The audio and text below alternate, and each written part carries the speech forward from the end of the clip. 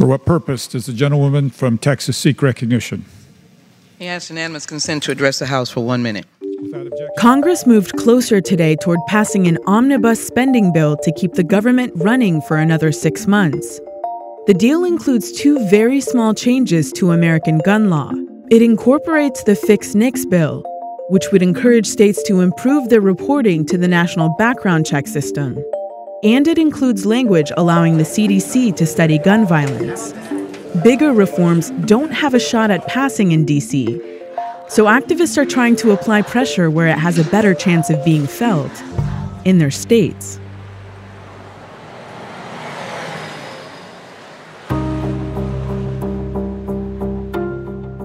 Tom Mauser has become a sort of regular in the Colorado Capitol.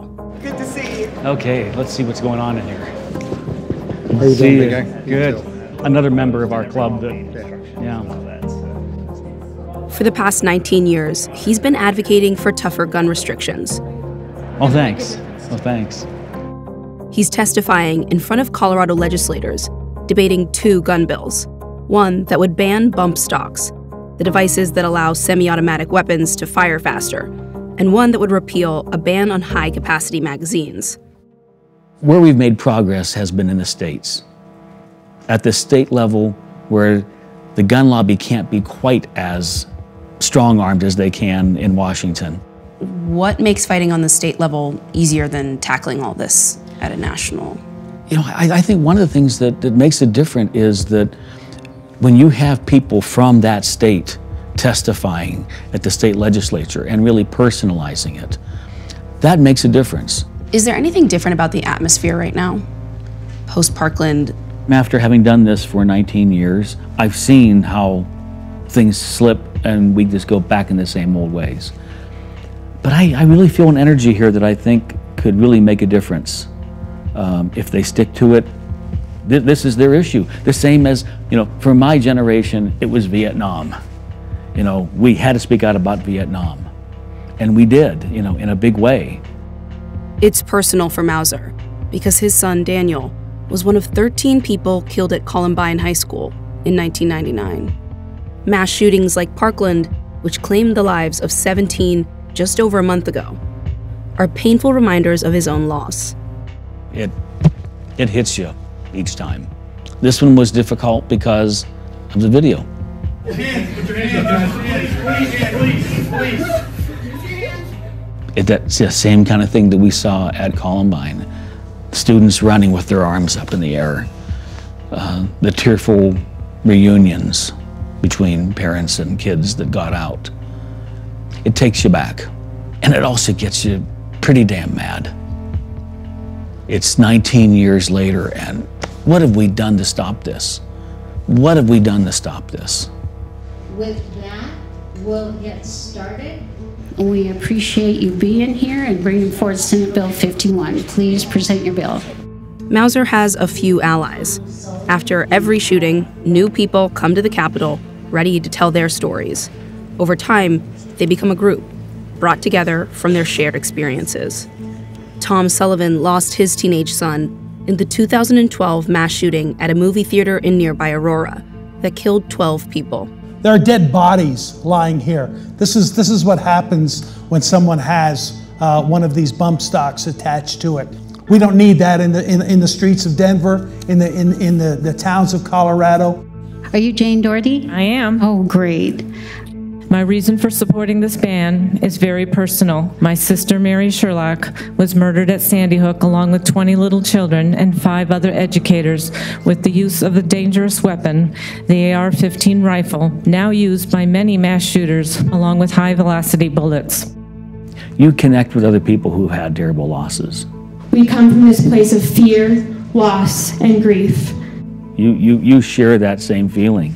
5 days from now, there will be thousands of young people right out here marching for their lives and asking what is being done to protect them. A common thing that's said in this field is, you belong to a club to which nobody else wants to belong. But once you're in it, you cannot break those bonds. You cannot break those bonds. Though that picture of that killing field, that doesn't look like freedom to any of us. Right. Everyone is going to know somebody that's been touched by gun violence. What challenges are you up against in Colorado? There are certainly some people, the more extreme gun rights people, who feel that, you know, I'm dancing on my son's grave, trying to take their guns away, and who think that, oh, emotions shouldn't be part of this discussion. But really what we're dealing with is common sense. Most people in this country support the right to bear arms, and they also support the need to have limits on those rights. Most people are there. What we're really trying to do is get our political leaders to agree to join us there in the middle. In a state known for its Second Amendment support, Mauser and other survivors have had more losses than wins. In the years after Columbine, advocates pushed through just a handful of restrictions. They thought their chances might be better this year, but pro-gun lawmakers like Patrick Neville didn't budge. He's a Columbine survivor too, on the complete opposite end of the spectrum. Every year since 2014, he's introduced legislation to give teachers conceal and carry rights.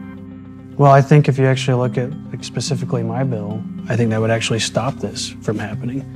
Every circumstance you look at, if we actually allow good people to defend our students, it actually prevents it or stops it early.